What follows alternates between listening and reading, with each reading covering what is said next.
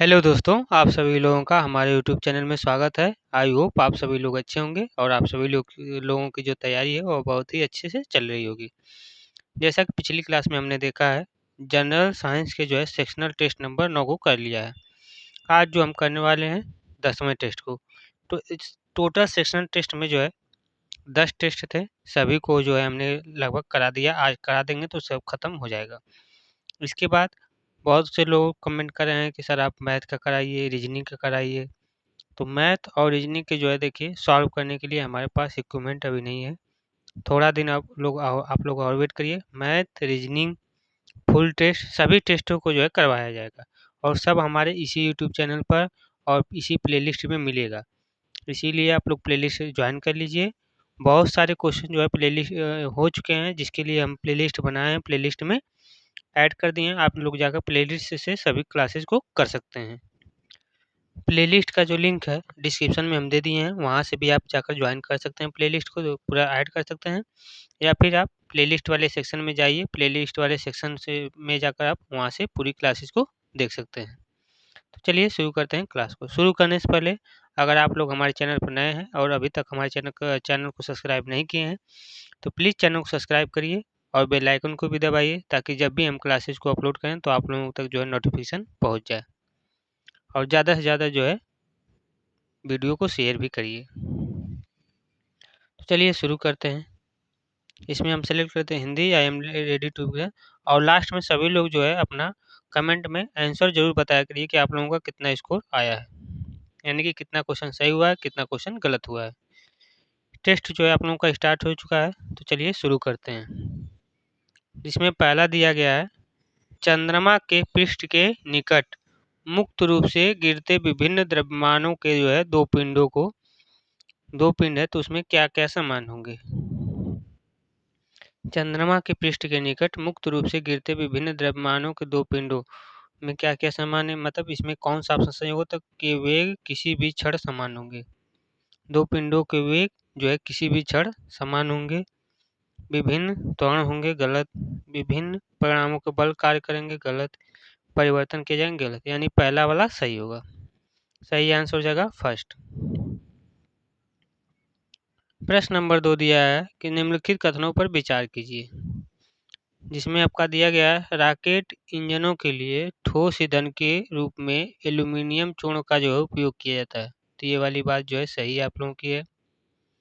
दूसरा दिया गया कि द्रव ईंधन नवोदित रॉकेट इंजन की तुलना में ठोस ईंधन नवोदित रॉकेट इंजनों में ईंधन के प्रति मात्रा दहन से उत्पन्न प्रतिरोध अधिक होता है। ये वाली बात तो आपकी गलत है। तो इसमें कौन सा सही होगा? केवल फर्स्ट। केवल फर्स्ट किसमें है? तो इसमें है, तो सही आंसर हो जाएगा केवल फर्स्ट। प्रश्न नंबर 3 दिया गया है कि शैवाल और जलीय वीड्स की वृद्धि और फिर उनके मृत्यु के कारण पानी में ऑक्सीजन की मात्रा कम हो जाती है। इस कारण से पेयजल उपयोग के योग्य नहीं रह जाता है। इस प्रक्रिया को क्या कहा जाता है? तो इस प्रक्रिया को क्या कहते हैं? तो इस प्रक्रिया को कहा जाता है आपका सुपोषण। क्या कहते हैं? सुपोषण। सही आंसर होगा सुपोषण। प्रश्न नंबर 4 दिया गया है, अपमार्जक जल के पृष्ठ तनाव को क्या कहते हैं? अपमार्जक जल के जो है पृष्ठ तनाव को क्या कहा जाता है? तो यह आपका कहा जाता है, अपमार्जक जल के पृष्ठ तनाव को क्या करता है? तो यह जो है कम करता है। सही आंसर क्या होगा? कम करता है। प्रश्न नंबर 5 दिया गया है, CuCl2 विलयन का रंग कैसा होता है? CuCl2 विलयन का रंग जो है कैसा होता है? तो यह आपका होता है नीला हरा। कैसा होता है? नीला हरा होता है। प्रश्न नंबर 6 दिया गया है कि निम्नलिखित में से कौन सा दाब का मात्रक नहीं है? कौन सा जो है आपका दाब का मात्रक नहीं है? तो न्यूटन। न्यूटन जो है आपका दाब का मात्रक नहीं है। सही आंसर क्या हो जाएगा? न्यूटन। प्रश्न नंबर 7 दिया हुआ है कि घर्षण बल दो गतिशील सतहों के मध्य के कारण होता है। किसके कारण होता है घर्षण बल? तो घर्षण बल जो है आपका खुरदरापन के जो है कारण, दो सतहों के मध्य खुरदरापन के कारण जो है घर्षण बल होता है। प्रश्न नंबर 8 दिया गया है 6 वोल्ट के विभवांतर वाले दो बिंदुओं के बीच 6 सी के जो आवेश को स्थानांतरित करने पर जो है किया गया कार्य क्या होगा। तो किया गया कार्य क्या होगा, तो इसके लिए आप क्या करेंगे, इसका फार्मूला आप लोगों का होता है कार्य W बराबर होता है Q into v, Q into we.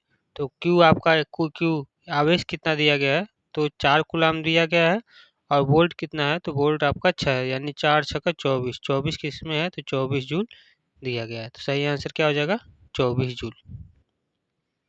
प्रश्न नंबर 9 है बेकिंग सोडा को गर्म करने पर निम्नलिखित में से कौन सा यौगिक बनता है।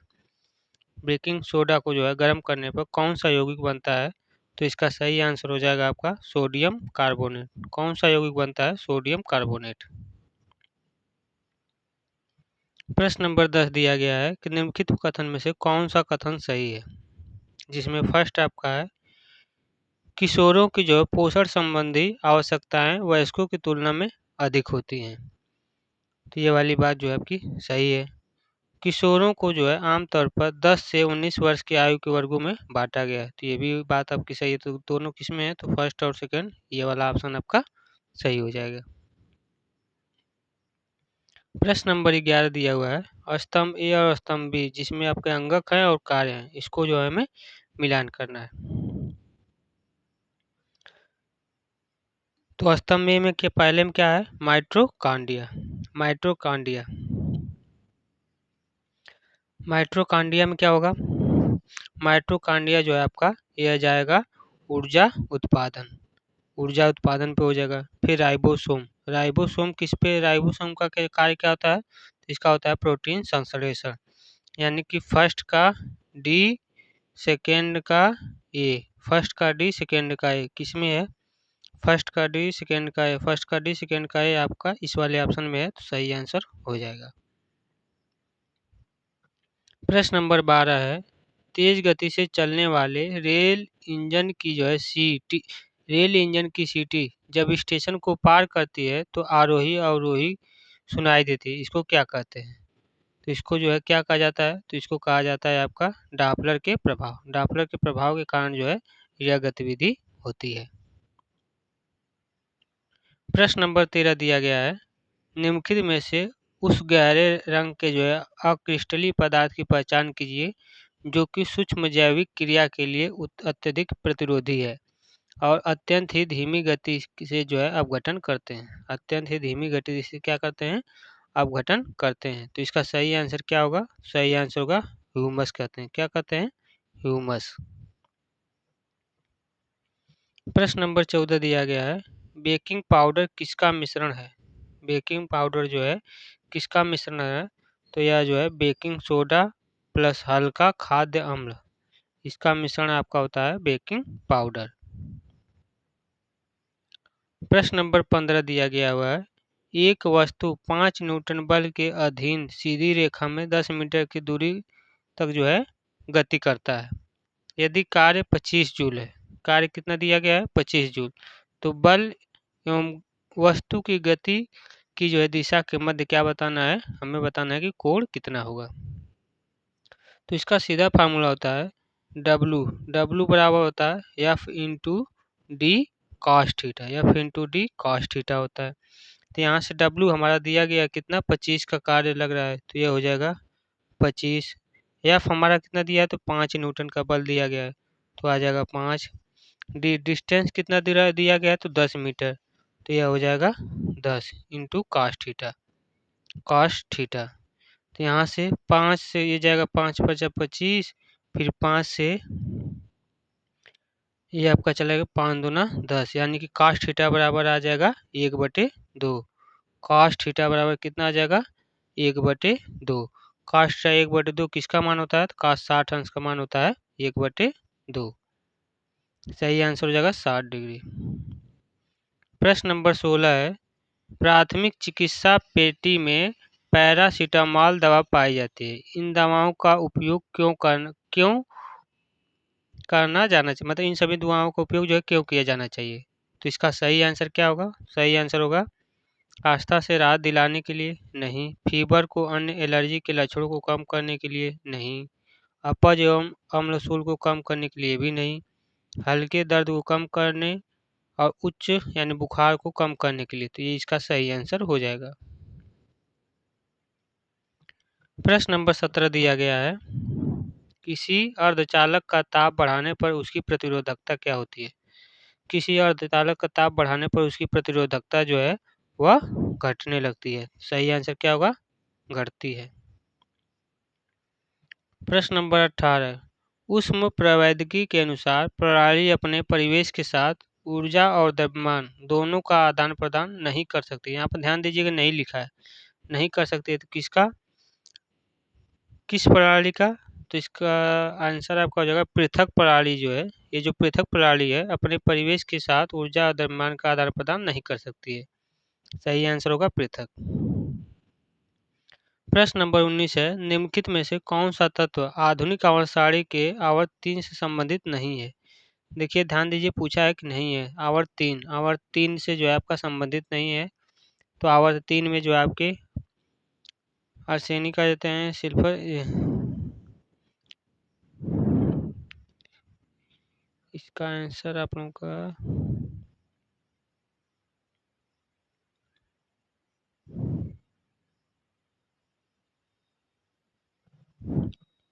इसको स्किप करते हैं।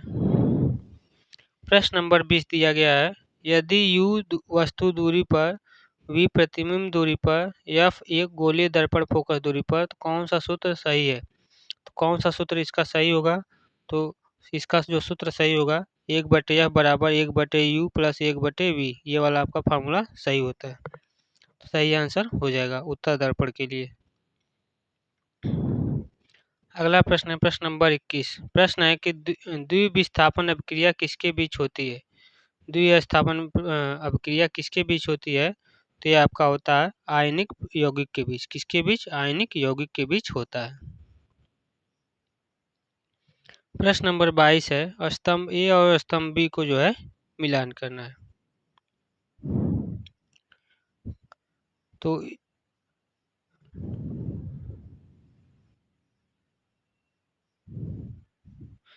इसमें आपका जीवन में दिया, स्तंभ ए में दिया है जीवन।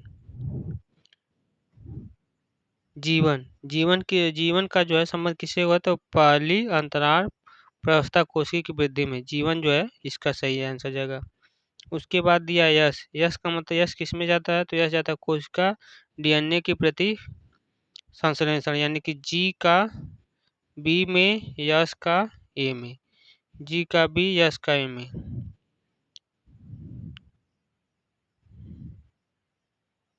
यानी फर्स्ट का बी, सेकेंड का ए, फर्स्ट का बी, सेकेंड का ए, फर्स्ट का बी, सेकेंड का ये, इस वाले ऑप्शन में, इस वाले ऑप्शन में।